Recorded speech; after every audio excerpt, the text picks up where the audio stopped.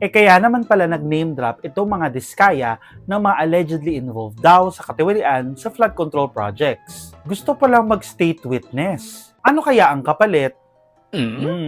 Ako si Jairo Boliedo, main course para sa episode na ito ng Order in the Court, ang konsepto ng state witness. Nagiging state witness ang isang tao sa ilalim ng Witness Protection Program ng Department of Justice. Hindi ito any lang. Batas po ang gumawa dito under Republic Act No. 6981. Kung involved ka man sa krimen, maaari ka pa rin maging state witness. Basta, hindi lang ikaw ang pinaka-guilty sa lahat ng mga kasangkot. Qualified ka kung may alam ka sa isang krimen na naganap at willing ka mag-testify. Pwede rin na involved ka sa krimen pero nagka-change of heart ka at gusto mo nang tumestigo laban sa mga kapwa mo na involved. Even po yung mga testigo sa mga congressional probes katulad po ng pagsusuri dito sa mga flood control projects, maaari po maging state witness ang mga testigo nila. Ito yung target ng mag-asawang Sara at Curly Discaya. Marami kasing benefits under the Witness Protection Program. Among the benefits include security,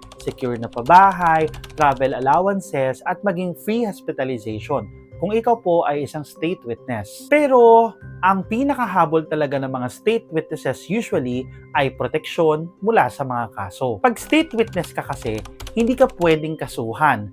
May immunity ka po against criminal prosecution. Kaya baka all out itong mag-asawang Diskaya sa pag-name drop ng mga kongresista at DPWH officials na allegedly involved sa katiwalian. Pero mukhang malabong tanggaping state witness itong mag-asawa. Kasi kung si Senator Rodante Marcoleta, ang dating chairperson ng Senate Blue Ribbon Committee, ay inendorso ang mag-asawa, ekis itong mag-asawang Diskaya kay Senate President Tito Soto. Because at the end of the day, itong si Soto bilang Senate President ang mag-a-approve kung pwede bang mag-apply as state witness itong mag-asawa. May mga inconsistencies at red flag kasi sa testimony ng mag-asawa sa House at sa Senate ayon kay Soto. Isa sa mga kulang daw ay bakit walang involved from 2016 to 2022 during the time of former President Rodrigo Duterte. And yet, top contractor ang mga Diskaya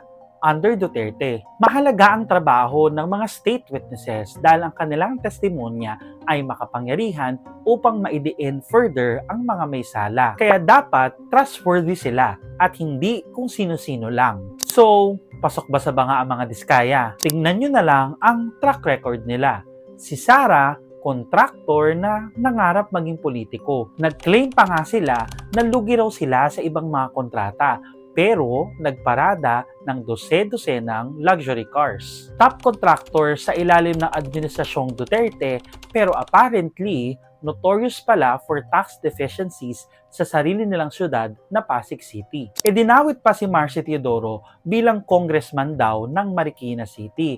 Pero yung period na sinasabi ng mag-asawa, mayor si Marcy noon. And if you are not admitted as state witness, definitely then you will be one of the co-accused.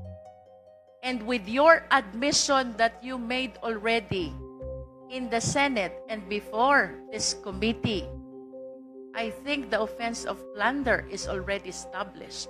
Sabi nga ni Pasig City Mayor Vico Soto na nagtambak ng boto sa nagdaang eleksyon laban kay Sara Diskaya, iba raw ang logic sa universe ng mga Diskaya. May gusto ba kayong pag-usapan next time sa Order in the Court? Please download the Rappler Communities app and join the Justice and Crime channel, tapos i-post nyo puro on.